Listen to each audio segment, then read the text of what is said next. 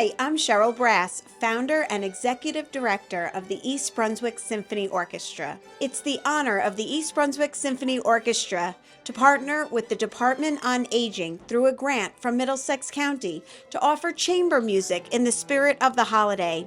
Thank you to the Department on Aging and the East Brunswick Senior Center for having musicians perform chamber music.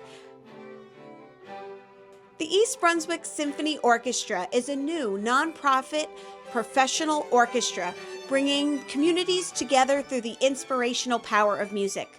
We invite you to come see concerts performed all over East Brunswick and the surrounding areas, and you can find more information about our upcoming events and performances at ebsomusic.org. Sounds of Gratitude was performed by a quartet of musicians. We have Chris Basso on violin and Janice on second violin, Paul on cello, and Rosalie on viola.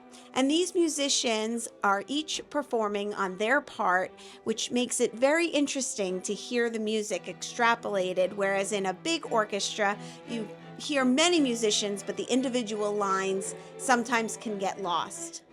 If you're new to orchestra music, chamber music is a wonderful way to get involved in listening to the music, since it's very easy to follow each of the individual parts and see how they work together.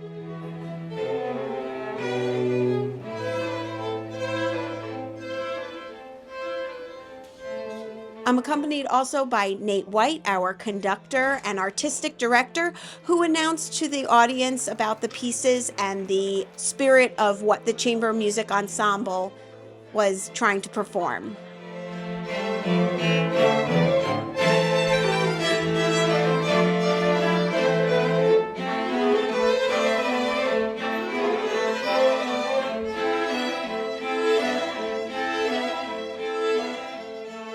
On behalf of the East Brunswick Board of Trustees and the staff, wishing everybody a healthy, safe, and musical holiday season.